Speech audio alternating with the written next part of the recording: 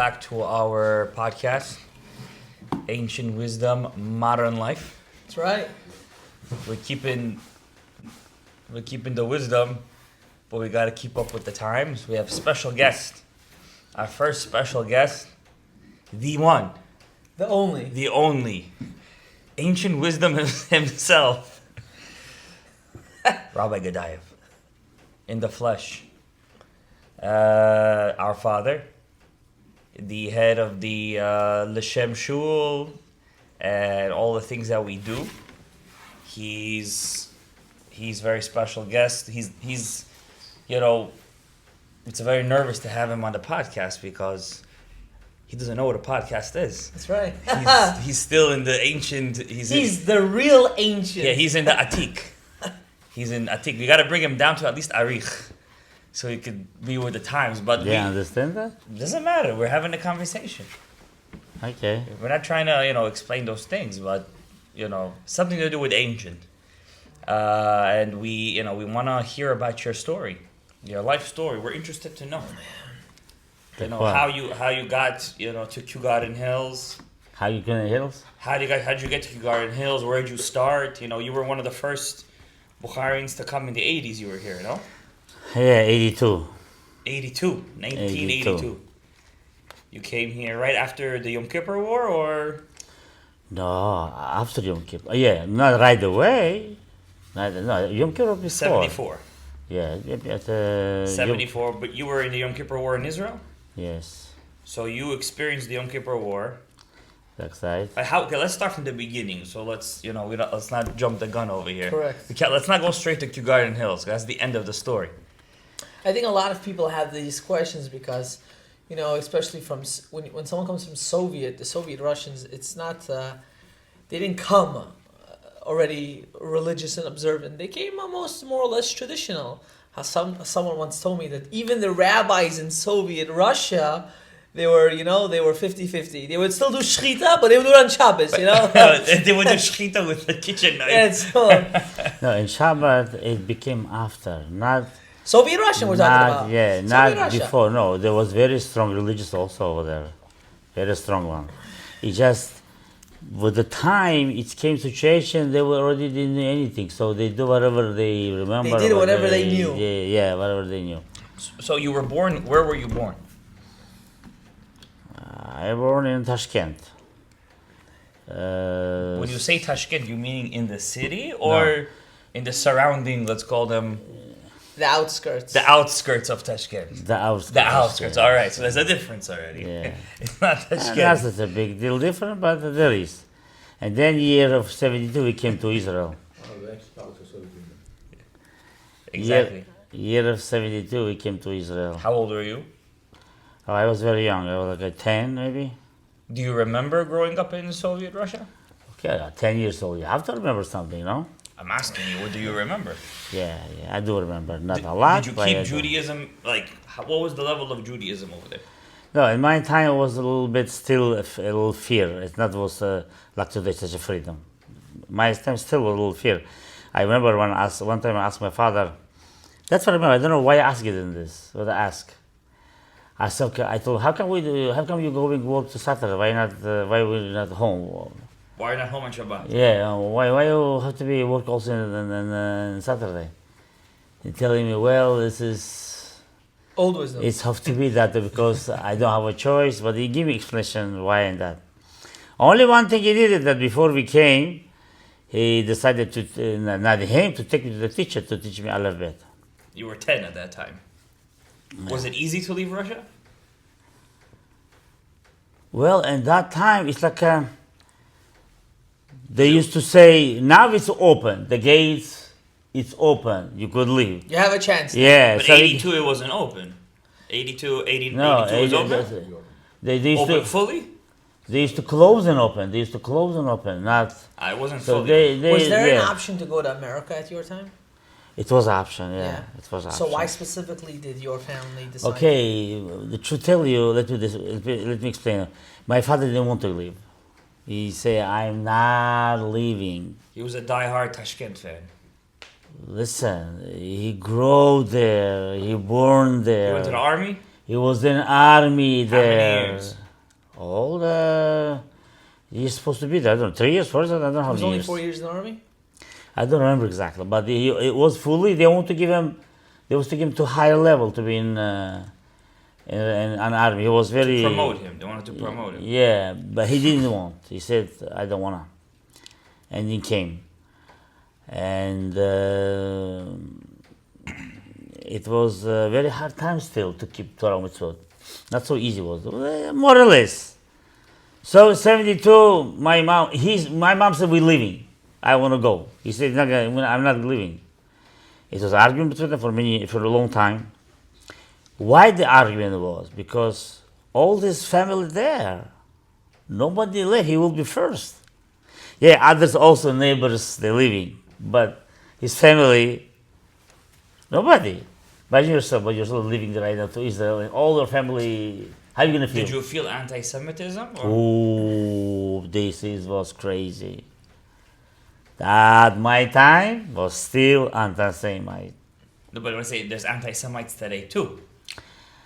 Well, you sometimes experience different way. My time, what how? My time, you could see that. I mean, it was not day when you're not gonna fight outside with the Muslims, not the Russian, but most of the Muslims. Uzbeks. Yeah, there was hatred, something unusual. Okay, listen. To me, it was a little bit more or less like the Mitzrayim. I felt that because I didn't have a good time with the Uzbeks. Yeah, they're always a problem maker to us. So 72 we left. We came to Israel, and we came to Beit Shemesh. Which today is one of the best Today places. Today is one of the best the places. best in, place. Prime real estate for Americans. It's American town. Over Yeah, there, on my time was not like a There is desert. Beit Shemesh Aleph, Beit Shemesh Bet, Beit Shemesh Gimel, My Beit Shemesh time, Dalet. my time was a desert. No Aleph, no Bet, no You Gimel. came right in the beginning. Yeah, just a desert. You just see 2-3 buildings. Whoa! Everything else mountains. Yeah, that's the way. So we came. It was a little bit interesting. You're gonna see an immigrant coming from all over the world. Tashkent, Bukhara, Samarkand, Khatarchi, Almaty, whatever you want. And even though Bukharian they are, You never met them before. it's like the different mentalities, everything different. One. Because today people think all Bukharians are the same, but they're not the same. No, what do you mean? They It's are same. It's like Ashkenazim, right? It's like there's the Russian Ashkenaz, Yeah. there's the Ukrainian, Yeah. there's the Hungarian, Yeah. and then there is the Polish, And the only thing they have in common is they eat children. and they all grow stomachs. And they have That's it. stomachs, That's okay. it. That's the only thing they have similar. The mentalities are different. Same thing like in Uzbekistan. Each city they have a different mentality. Different tribes. That's right. How about Lenavad? You knew those Oh people? my God, forget about it. It was fun. It was like a funny. It was really. Kanzlager, короче, it was Oh. camp. No, it's not only that. You have to see the Saturday. Oh my God. I don't What know. happened on Saturday? You're excited. True about that. Shalom Bait was happening on Saturday. Listen, Bukharian people more or less they know they like to drink. They are not, God forbid, alcoholic, but they like to drink. They are. They are They are alcoholics. They are no, don't say that. They like to drink. So They're alcoholics So it's that know how to live being So alcoholics. it was for them it's like a Saturday, everybody getting together, going outside, drink, enjoy. Also argument, fight here and there more or less, But that's happened. And then you That guys, short time was passed. Then Chabad came to us. as usual, As usual, I'm telling you, they're the best. They really did a lot. They said, let's take your kids to school. And the parents, the happiest time for them, that just let take the- them. Yeah, take But it. here's the question: Did they know Russian? These Chabadnikim when they came? How did they Yeah, communicate? they knew. No, I will tell you. Wait, I will tell you. They used to send Bukharian Chabadnik. They already had students. They are Bukharian. They were already was- missionized. Was Missionized, already yeah. learn and study and then all Because that. I would assume a new country, how would you just send your kid to Kanzlager? Yeah. Like, okay, you take my kid to. But again, It's yeshiva. I mean, they know. So what? You're sleeping, you're eating, you have everything Doesn't make a there. difference. You came to a new country. Someone saying, "Give me your son. We're going to." No. I mean, They was very happy. What's They the was very difference? happy. What's the difference between the Temanim when they came, and their kids were taken by the Chilonim, and then they were gone, and the Bukharians? It's a big difference. I'm talking about the Temanim, they suffer a lot. But why? Well, I mean, why? I mean, they Did Bukharians come with money? Did they ask for government help? Temanim came with nothing. No. That maybe have a point. Maybe from that was such a kind of big difference because we do came with the money. We do came with the money. You guys were able to leave Russia with I everything. remember my father. That the big box with all the clothes you put inside with the wood. So he was a shoemaker. So he knew how to put the money between the first and second wood with the nail, come quietly. So some of them get lost. We lose them, happen. And some of them came. So whatever money had, they used from that. And they accepted the rubles, shmubles back then? That's everything. That's everything. He's a very strong worker. Truly, he came and he was depressed. So He was depressed. He started to drink. Well, listen, depressed because, you leave such a mansion. We had a mansion at that time. The house was like a mansion, a big house, very big house. So you come into the place, it's like they need such a small house, And beside that, it's not city, it's empty. And you have to go, you have to work, you have to travel. If you have to work, you have to travel. You have to take a bus. You have to go or to Yerushalayim or to Tel Aviv. There's no place other work. You cannot work over. There's no work. There's no job in the B'Shemesh. There's no work over there. You have to take a bus. And listen what's happened. It didn't finish yet. Very short time, suddenly what we hear, accident. My mom and all the ladies, they fell in accident. So you got to Oh Israel. my God. You went through struggles, and then this accident. When did you leave Beit Shemesh?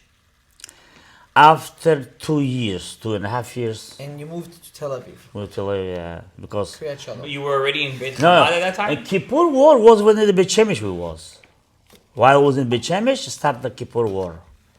I don't remember how. I mean, the beginning or after half a year we was there. I don't remember, but start the war. And how was your experience in the Chabad yeshiva there? Well, listen, my time was different.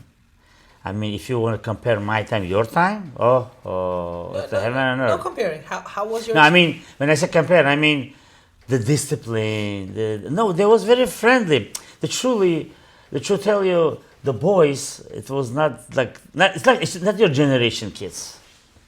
It's not your generation. There was fire. The boys, they fire. And today they're what? Huh? Today they're what? No, I mean, you have to, you have to understand. Today maybe also more or less, but not like, it's a different, you could see it. People who went through struggles. in Yeah, life. the fire was. Yeah, it was very hard to them to take care of them. They was wild. They like to do things, most run away from the yeshiva. The parents have to cry with my kids. Mind yourself. From there was the Chabad was in Rishon LeZion. So Rishon LeZion to Beit Shemesh, it's a long 2 hour way. drive? It's a long way. It's a long way. But for the kids Back to then, walk, without roads. to walk there, back home. What is this? The kids would leave the yeshiva and walk home. Not all of them. Some of them did. I think your cousin did that. One of them did. Oh my God! Forget about. I heard they shaved his head bald. They didn't shave your head bald. They try to give him Wait, pills wait, or something. say They have today- pills. Chabad have pills. Today gonna be a haircut. Today is a haircut day. So they came to me. I said, I'm not gonna do a haircut. No way. Then my parents said, don't travel with him because you're gonna cry and proud. Don't do this. So what they catch up. See, They cut your cousin. Your cousin. they make him bald. Oh my God! You look at this, say, "Oh, with him, you're not gonna have it." I woke.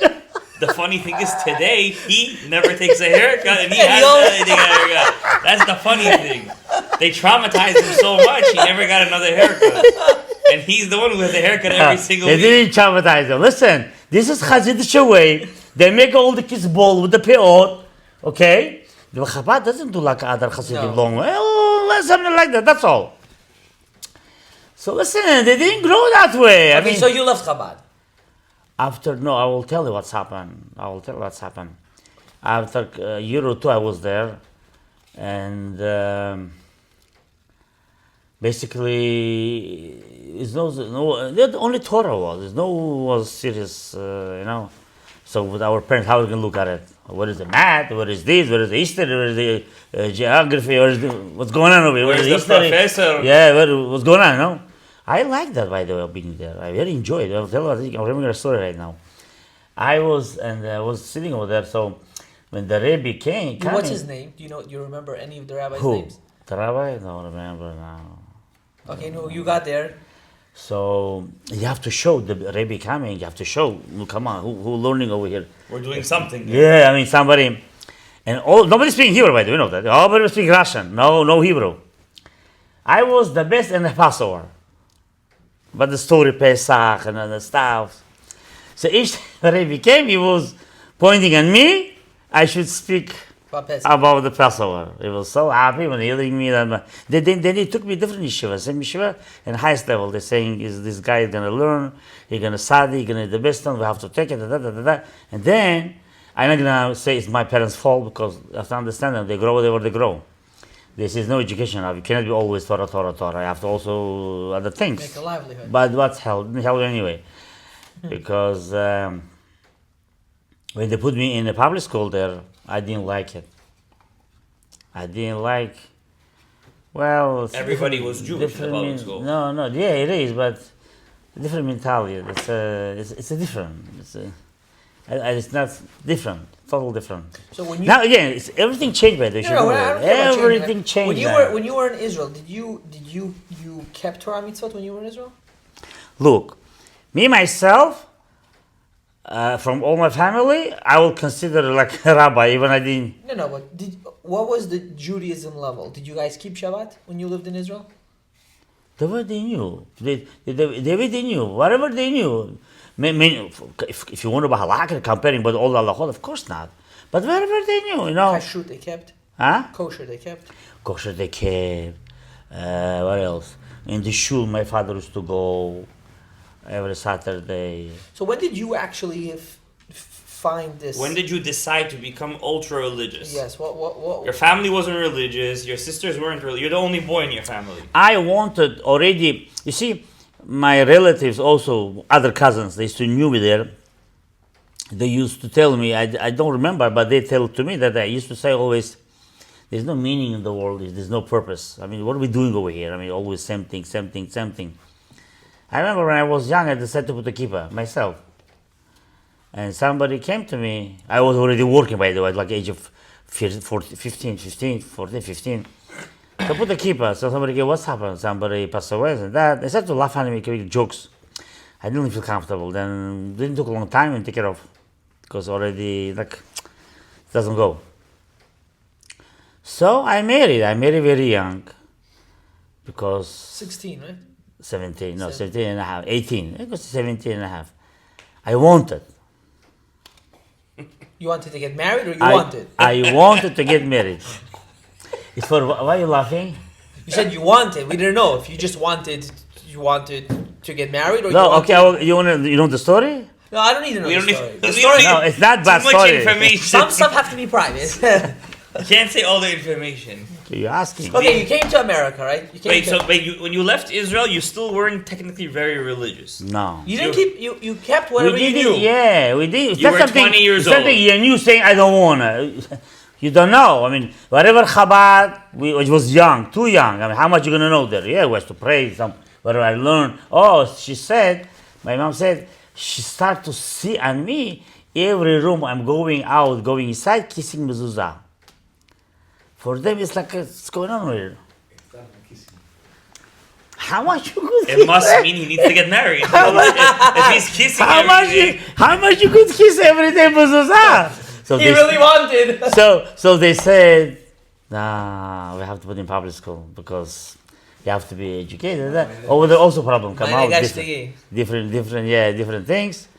And then, wait. No, people think that Israeli public schools, they were brainwashing people to be anti-religious. Is that true? Is that what you experienced in the Israeli public school? No, I didn't experience that. I mean, you see, when you immigrant, they look at you differently, but they're not. Like how they look at Russians today. They always make fun of them. Yeah, more or less like that. Play with this and that.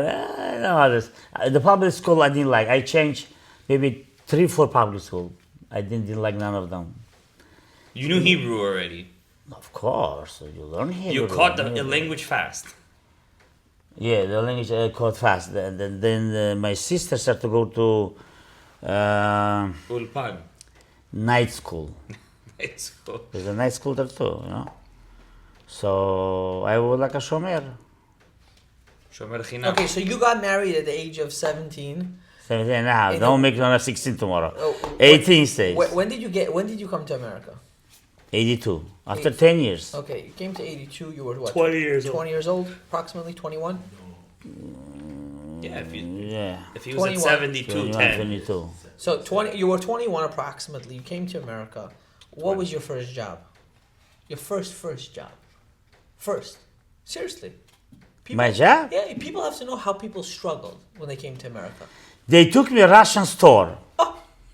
Ruski magazine. Yeah, they told me. Net cost. They told me they're gonna pay this and that. They non kosher over there. Svinya, PIG. sala. I don't know. One of them disgusting to me. It's whatever, yeah. But that's the place first was. Then they want to put me in Bizin Kalonka. Gas station. Yeah. Over there, Filling up gas. I'm feeling that I say I'm not going there. Forget about it. It's not gonna help. Imagine one day So your parents. no, I didn't. I struggled for a long time. I didn't have a job at all. Tell the truth, most of the place when I used to go to find a job, they used to tell me if I'm working Saturday. I don't know what's happened. Suddenly, I didn't want to work Saturday. But you still were not religious. You were not observant still. Not seriously. Okay, and then And then I say to myself, I have to find the truth. It's enough. Enough is enough. Did you meet a rabbi suddenly? Nobody. Did somebody say come to a seminar? Nothing. Did Nothing. somebody say watch a YouTube video? Nothing. Myself. One the beautiful thing happened. I say to your mom that I'm going to shul. You stay home, and I want to go to shul. I want to see what's a little What is be there? there.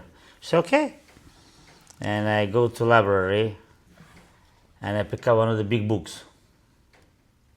The What is biggest that? one. Yeah, what is that? Zohar. No, Gemara. Gemara. Gemara, Talmud, Gemara. I don't know which kind of book I pick it up. I open up. I was like, to me, it was like Atik Yomin. I looking. Ancient wisdom, modern life. I was the letters with the Rashis and the Sa. I mean, I don't know Rashis that you have Tosfot and the entire the Gemara. I mean, the letters, everything. So I said, wow, what is it? You were And so then- you in love with the Aleph Bet at that moment Yeah. till today. Yeah, till That's all today, you tell Aleph- people. But, That you again, learn but Aleph you Bet. have to grow the Aleph Bet, Of not course, think. yeah. Then I asked somebody, they said, yeah, you could learn that. But I want to learn this. They said, you need somebody to teach you. And they said, if it's hard to learn now, there is a Translation. not just, but there's a different book that explaining already this book. Like Yalkut Me'am Loez, if you're known to everyone. He said, you could buy and read. I said, yeah, I write and go to store, buy entire set. This is in the Bukharian shul. Yeah, they didn't sell there, but I No, I'm start saying from there. You start from yeah. the Bukharian shul. And the Bukharian shul, all the Bukharian used to come there. There was no one shul, only one shul was over there. At 71st, if you know. So I buy the set. I didn't play 1, 2. What I do? And the book didn't fall from my hands. I was already not in this world. Book after book, with the train station, with the work, any empty time, lunchtime, going back home with the train station. I finished in 1 year entire set. truly, when I was to read, I didn't understand. I mean, it's a hard word. I mean, you know Hebrew. Which Hebrew? You know street Hebrew. Yeah. Even those who was in yeshiva, how much one year you're going to learn over there? Only a little bit reading. You think you know how the Chabad teach you write down? For example, it was funny, but you know how they didn't say to you, they give me Tanakh. They give me a piece of paper. You said right. And they give me a pen, a pencil. They said copy. And you wrote the word. I mean, for example, yeah. Bereshit, you're sitting copying, but you copy what it said, that's all. That's the way I learned to write down. Maybe we should go back to the method. I do the same thing. Huh? I do the same thing. No, I mean, and the sofrut maybe you have to know, but when you teach, you have to teach. It doesn't matter. That's the way I learned to write down. And of course, the public school, they will learn more and more. Okay, so your first set you finished was Yalkut Mamloes. Yes. And after Yalkut Mamloes, somebody knocked the door. Say hello. Gave you the blue Zohar. No, they gave me Etz Chaim. They said they have a set of books. They said you want to buy it. They didn't tell me who they are or what they are. Nothing. I told them, what do you mean? They think the Torah. They said so. I already bought Yalkut Mamloes. Interesting which kind of Torah they're going to give it. You know, you interested? I open. I see regular Hebrew. You see regular. You don't see anything Aramaic over there. Regular Hebrew. I said interesting. Talk about the Sfirot, Olamot, you know. So I'm buying. I think arguing how much is that? How much? 300? There's 300 for you. Take it. So And basically, that guy who sold him It's Chaim. the Etz Chaim, the first guy, he's responsible for all the Etz Chaim that you have learned, that you have taught, that you have made other people experience. That means what one action one person did once upon a time in the year 82. At this point it's 85. Okay. 85. 85 already was. And he knocked on your door and he 84. said to some random 84, Jew that he 83. didn't know, buy a set of Shmona Sha'arim, and that basically made history. Yeah. You knock the door and I say, it's only selling on buy both. What one random act of a Jew that you think you just met spontaneously on the street could lead to so many actions. He could change his life so many different levels. We don't even understand that. And you don't know this guy, you don't know where he came from, you never saw him again. How the Torah said, Chacham lev, yikach mitzvot. You know, if you...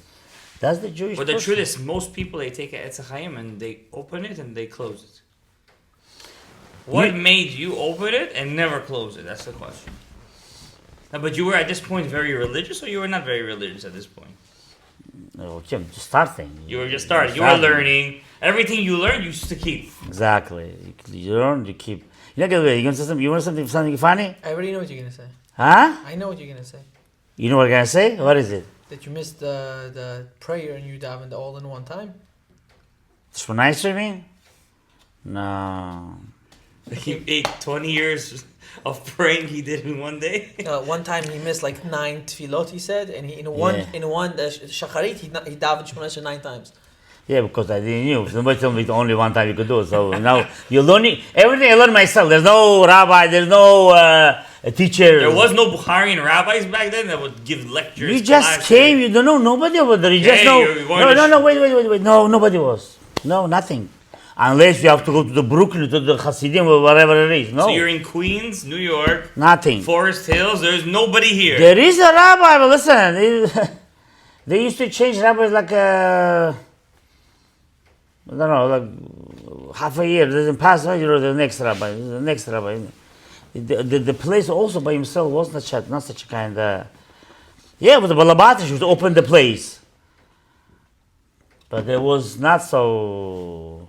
Yeah, it was one guy there was a leader at Shammai, who was Arachim Baruch who passed away.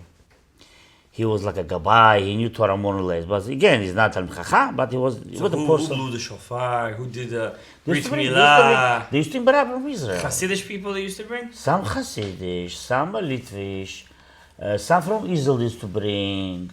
And Queens was almost not such No yeshivot, there was here, no nothing. No. Yeshivot was Ashkenazi, the Litvish yeshivas. There was Litvish yeshivas. Yeah, but the Jewish people was all the kids they was in the public school. Nobody was in yeshiva. There was no such kind of thing in the 80s. Jewish Bukharians sent their kids to yeshivas. Very rarely, maybe. From your experience, nothing. But the way I know, no, because how yeshiva start, how the kids start to go to yeshiva. When I already became much stronger, okay, and my sister seeing that already not same thing. I had a lot of argument with my brother-in-law because he was totally far from that. And if to him it was like, what is this? Okay, I don't blame him, but he didn't want so much accepted. So we started a little bit get separated. Not so much, but... Like Avraham and Lot. If you go right, I go left. If you go left, I go right. No, not so much. She was still close to me still. Not so much. But listen, it's a Jewish person, it's a Jewish soul. You have to understand that. She wanted the kids to go to yeshiva. Even he didn't want to, but she wanted.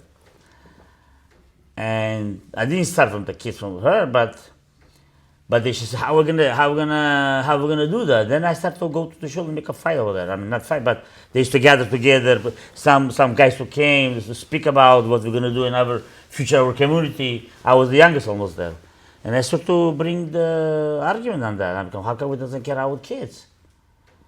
How come we don't do anything about it? And from there, little by little, then they started to give a help. Not a lot, but a little bit. Then I asked to go help to the people. I used to go to yeshiva to speak about those rabbis or whatever they're accepting the kids, to speak them, give them the good sponsorship. Yeah, give them some sponsorship. Just help them out with yeshiva. I make to my sister kids like that and others, and then accepted. Baruch Hashem. Which yeshiva? Ashkenazi yeshivas it was or Sephardi? There's no Sephardi yeshiva in Queensboro. Sephardi. One Sephardi yeshiva after a long time. Who is this? It was Rabbi Kashani, Zechron Livracha. He started first. He came to me and he said, "Your kids from the beginning, but you should know for free because you first Sephardi want to bring your kids to my yeshiva." That's what he said to you. Yeah, he said you come. Because there's no kids going to yeshiva. You have to just convince that they should go to yeshiva or the public school. They don't know yeshiva at all. No, nothing, anything. Was the Bukharian community big back then in Queens? You know what I mean? How much was the population? Like, was there a lot? There was a lot. Yeah. Or just one shul? You imagine yourself, only in Saturday used to come 500 people. 500, 600 people. 500 only in Saturday. Imagine in Yom Kippur what was. It was one shul. It was like the parking You're lot. talking about 108 Street, Forest Hills. You're not talking about Main Street. Not Main Street, in Forest Hill. You're talking about Forest Hills and 108 Street. Yeah, in That 108 area. Street, yeah. You're not talking about... No but Gabriel that time. No other shuls. Georgian shul was? No Georgian shul was. Then they opened new one, but it was not. It was a small house, like a small house.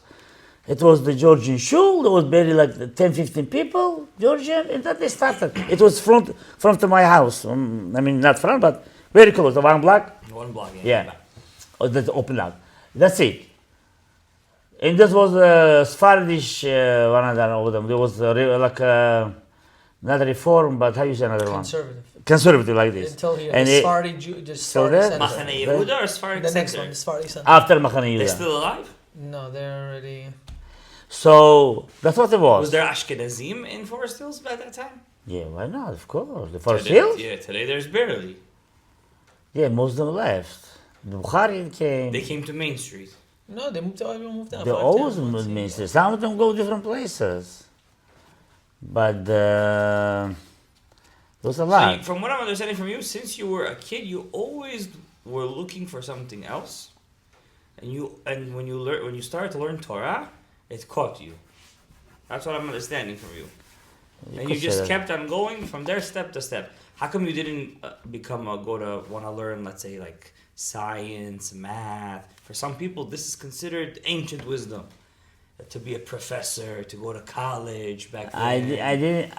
The truth tell you, I want to be a doctor. It was such kind of situation. Imagine him. Yeah. Give me your head. No anesthesia. Stop. Own it. Stop crying. Be a man. Imagine he was a dentist. Yeah, Loud. I wanted to learn. Then I saw it's a long time to learn. I need money. Listen, my time is not like what you're thinking. I will need money. Also, nowadays they need I money. have to. No, my was much hard time. Kids these days, yeshiva guys, they live on nothing. No, but still, our time was much harder. Much harder. You have to pay. I was starting to learn mohel. I don't want to mention the name. I was starting to learn mohel. I want to be mohel. That's the reason I make circumcised to you guys. So, because I told him something, he didn't like it. He suddenly started to send me different places, very far places, and I couldn't because the job. I have to work and I have to. There's no opportunity to do a lot. You decided to be a family man over your dreams.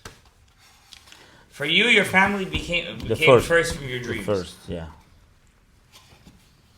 Okay, so then when did you become a rabbi? When did you suddenly say, I'm taking a community for myself? When? Basically, it started in same shul in the same shul in 71st. It started over there because there's too many kids, a lot of kids. Nobody's taking care of them. Nobody take care of them, and rabbis cannot take care of them. They have to be with the adult one who's gonna take care. So came to me, they say, please, we beg you, could you do something about it? Could you, something, make them busy. I said, listen, I want to pray myself also like the way you pray, I'm busy. So pray with them. So I said, listen, why not? Listen, every young guys, listen, start with the stories. And I started with the stories. They read again like the stories. Till today, it's the same thing. All people want to hear is stories. No, why? Today we're a lot of change, some learning, stuff. From today from back then when you came here in the 80s and then in the 90s, percentage of change, what would you say the change in the Bukharian community today? A lot. 90% change. What level? It's a big change, crazy You mean change? all the Bukharians? Like Forest Hills and Main Street. Yeah, a lot of change. Baruch Hashem. You see, Bukharian people, they are very good heart people. They grow with the belief, with the emunah of Hashem, and emunah in Kadosh Baruch Hu. They know Torah Emet, Moshe Emet.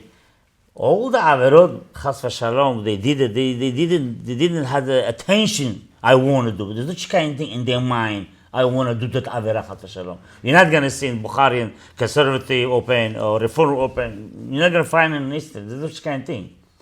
All of them emunah pshuta. I will say 100% even. All of them emunah pshuta. Everybody have a yitzhara. I have this kind, that kind of people, this kind of people. They all have the emunah pshuta. And they have a zechut avot too. They have a zechut avot.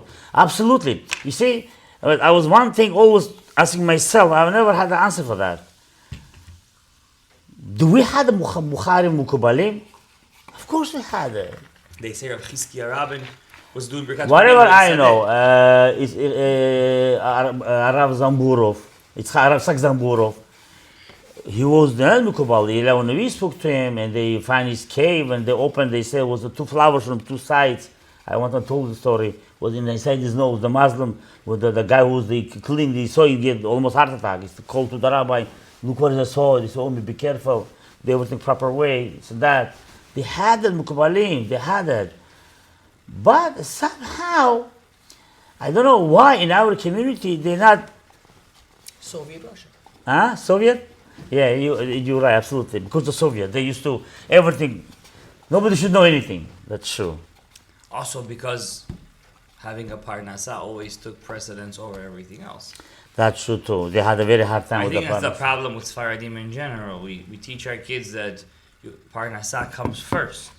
Money before God. I wouldn't say before God completely, but like it was very rare to find a Bukhari and Sephardi kids be like, I'm gonna marry any girl that will let me learn Torah all day. No, there is. Now there is, There but is no. back then there was no such a kind of thing. These things didn't exist. Yeah, back then it was not. Yeah. Now we have it. Back then it was not. Look, rabbi in Russia, Bukhari, I'm not saying now our time, let's say my grandfather time, there's no asking money for anything.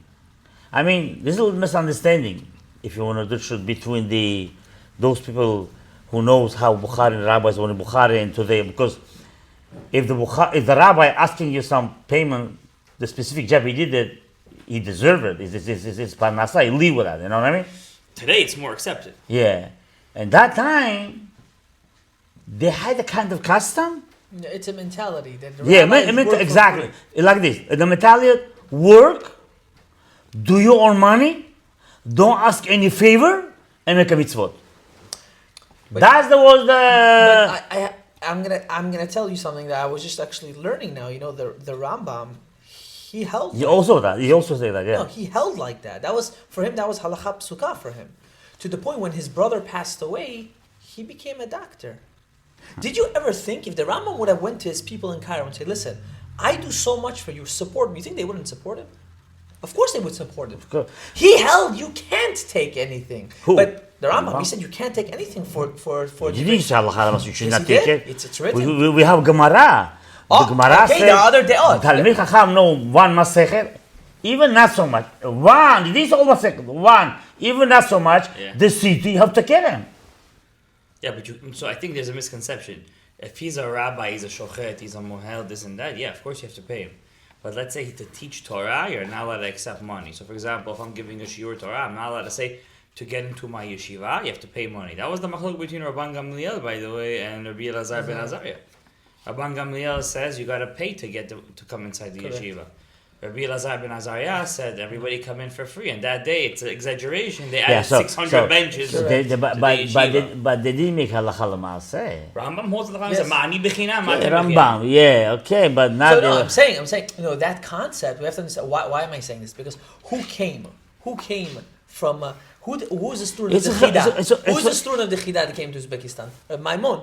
Rabbi Yosef ben Well, Maman. Yeah, and he held like the Rambam.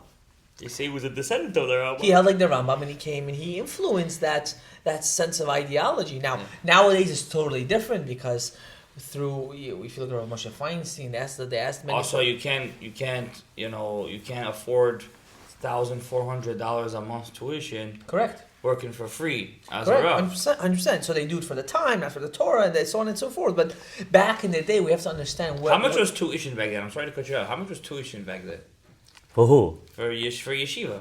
For the kids? Yeah, I mean, you said you paid for free. That was just in the beginning. Yeah, that's what they pay too. Yeah, but it wasn't more than $500, $600 a month. Am I right? Today, $1,300 a month. How are people supposed to send their kids to It was yeshiva? like a 300 you could pay. 300 a month, and even 300. and then back but then they would again, fight, they would this, they would that, put it down, I can't afford it. It was a lot of argument all the time. They basically used to every year raise the price. That's what they do today too. But how are people supposed to afford? Today it became so monetized. A lot of people they have no choice. I mean they complain about this. Why did the yeshiva system become so monetized? You know what I mean? Too much money, you mean? Yeah. Okay, why you not making calculation? For inflation, No, I mean the teachers. teachers have to get paid. School has to pay their mortgage. Teachers, they have a house, they have a this, they have a that, everything getting expensive. The bus ride then became $3. It was. it was supposed to be for free. What happened? I thought, Where is he? What did Mamdani do? Mamdani the dummy. The AI came out. The guy goes on the train and he says $3. He said, "I thought it's for free." He said, "See the cross the street, the camels over there. That's your free transportation." No, it's not gonna make anything for free. What you know? What his problem is? And we're changing subject right now. They want to take away the property ownership. That's even What do you mean? worse. I don't know what exactly he wants to do, but he wants to put the power in the renter's hands over. It's already in the renter's hands, but he wants to give more power to the renter over the Landlord. the landlord. He says he's a socialist. I mean, but in your times there was a worse mayor. I mean, people don't know this. Mayor Dinkins. Yeah, he was very bad. He allowed the pogroms in Crown Heights. Yeah, he was It was in very the bad. 90s. You remember that? Remember when the Lubavitcher Rebbe was driving by mistake, his car hit a black kid and he Yeah, died. yeah. And then all the blacks rioted and they killed. How many guys they killed? They killed one Chabad guy. I don't think they. Yeah, They killed. something happened. Then he ran away to Israel. Then you go after him to Israel, and he come back. And so on. Listen, if you wanna, you know yourself. I don't tell you that. If you wanna be Talmid Chacham, it doesn't mean you're gonna be going to Vilna. But if you're Talmid Chacham, at least you know something. You don't look outside. What's happened this? What's happened that? You don't look at the news, basically. No time for that. There's no wasting of time. If you want to be a Talmid Chacham. You want to learn. It's like a how you sing Bukhari Rahmat Kuna Arav Nisim again. If you know him. Who doesn't know him? Okay, he said same story, just new people. That's right. Same story as new people. That's all. So how much we're gonna see same thing over and over? So it's a good time. We have to study. We have to learn. We have to. So I have two main questions. We're gonna finish with this. Okay, what's your last two questions? Hit it off with a bang. First question is, how did your wife take all this? How did Ima take all We're this? taking this to the Shalom Bayit route. Like, because this question arises a lot in this generation. The husband gets infatuated with religion, Torah mitzvot, and the women are, they're left behind. It's a matter of love. Explain yourself, because this It's matter of love. this is something that most people have a problem with. If any man love his wife, you see, you already remember one story. There is two. I don't want to mention all of them, but I want to say one of them. There's three guys. Famous one, others I will not say. Only one guy name I'm gonna say. His name was Harav Urizor. All of them famous. All of them movie star. Rabbi Urizor Ben Golda. Yeah. Okay. Nice. Now he became religious. Yeah. 2 years. Convince his wife. 2 years. His wife doesn't go to mikveh. 2 years. What other will do? Divorced long time ago. I don't want to see your face. There's a lot of girls outside there. I will find. Especially I will if you get married 17. For them, the movie star, he was sitting, talking with her, giving her love, and he was saying in one of his lectures, he was sitting on the first floor. His wife was on the second floor. It's like a balcony over there. And she said to him, "Okay, I'm accepting the mikveh." He said it was one of the happiest day in my life. After 2 years. No, because again, listen, you have a kids. He didn't have a lot of that. 2, 3, I don't know, 3, 4. Still alive, by the way. Who? His wife? Possible. Yeah, I don't know, but he's passed away. Still alive. So, and he's saying, and I was so happy. So, take example, movie star. He want to make religious his wife. He could get rid of her a long time ago. He didn't do that. He was struggling, giving all effort. Same thing with the older man. You marry with her. You see, our generation. The whole point is, most of the rabbis. I mean, they have to understand. When you marry, you have to not only say tahara and tum'ah. You have to give them kind of understand. Listen, you want a girl, you want her, you want him. You should know that it's not for no reason. This is your tikkun. This is your fixing. Really take seriously, because something not gonna like it, you're gonna break it. It doesn't mean you're finding a solution. You might feel easier, might be, but tikkun will not accomplish. I mean, it's not story. This is reality. If you want to go deep on learning and understanding the rabbis are teaching us, like it's Chaim, you're gonna know that. So you already live with her. You want again. What is your goal for your life? The whole thing. You look only for enjoyment, luxury, or you want a tikkun. Understand that? So if you want tikkun, what are you gonna do? You're gonna give effort. You're gonna give love to your wife. You're gonna talk to her. You're gonna explain to her. You're gonna give stories, explanations, even in a scientist way. Even a scientist, you learn, you study, you explain. That's the way I did, and she accepted. It's not as easy because they knew also, like we knew. They also come from Russia like we do. It's not like a little hill there, whatever they. Not to talk about that her background, her grandfather, her father's side, also mother's side. There was big rabbis. Dayanim, no? There was big, huh? They were Dayanim. Dayanim, Mukubalim also was that. There was big rabbis in this side. But you see what the exile does? They became whatever, okay? So it was a little hard to her, but she accepted. Little by little, and she accepted. And that's okay. It's okay if it was hard. That's the mitzvah. I mean, that's Because people get very intimidated and afraid, but it's going to be hard. But it's okay if it's hard. It's hard to do anything. And as long as you... What's easy? Nothing is easy. As long as you start and you continue going and you have a goal, at the end of the tunnel, there's always light.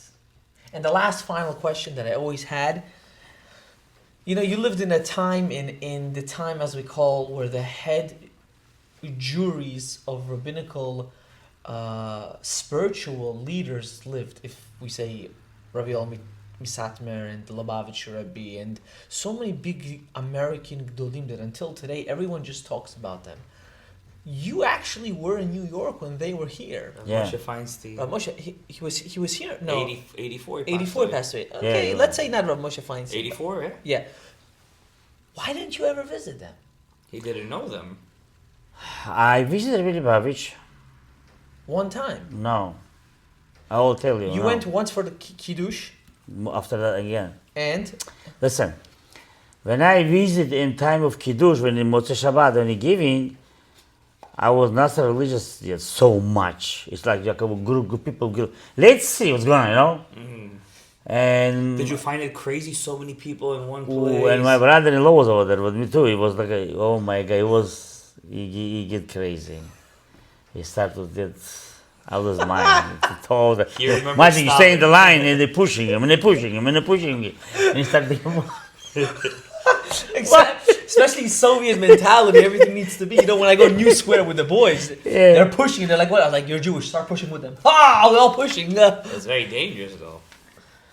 Yeah, okay. Okay, so No. you went for the Kiddush. We took the kids. You're That's not why- staying there. yeah. The Kiddush taking you go. Did And he look at you? Did he see you? Did he say anything? I don't remember. I don't remember. Okay, fine. Okay, I don't then- remember. I think one thing, the best meeting I had one time with the best meeting that it was giving $1. Sunday.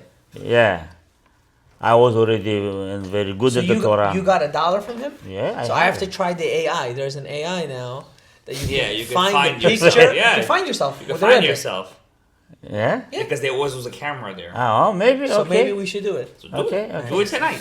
So I was going Find the there. website. You have the website? I don't know. Do you know who Yeah, I has it? going there. I'll tell you after. I go in, and I stood up, and I started to tell him, bless me. He didn't say anything, and I said, bless me, I should be chacham. Amen. Bless me, I should be succeed, whatever it is. Yes, Amen. He used to have many videos like that. People would say, bless me with this. He would say, Amen. This Amen. No. I didn't bless me and say Amen. I say, bless me, didn't For say this. anything. Then I say, I want to bless for this, for that, parnasa, shalom bayit, whatever I ask, he say Amen. It's a big, listen, if the tzaddik telling to you, Amen, are you want more than that? He's Amen like your mind. Maybe he was thinking about I think a Kaddish coming Amen from until the Malchut. Maybe. Not maybe, for sure, I promise you. All right. Okay? So that was the best meeting. And for you ask question when you had a problem with the ears. For you also, I don't remember already tonsils. some questions. And also for Israel. The truth is, how much time I want to make a to Israel, any rabbi ask, they give me like a sign, it's, you stay here. Your place is over here, not over there. That's what it was. Until here today, I mean. So Baruch Hashem, listen, I'm not regret. We did a lot, Baruch Hashem. Till today we're doing it, Baruch Hashem. And God bless both of you, Admei Yisrael, Shmirah, Vasna, Ilunah, Lam Va'ed, Ben, Bedouin, Ayin, you following me, Baruch Hashem. You continue doing it. And that's the way it's supposed to be. Again, the question is, what is your goal in your life? That's all. If you want to Emet, you want to Hashem, You're going to find it. you're going to find it. Adel Cholechem Bo, Malechim Molechin Oto. What if you're looking for a vacation, for example?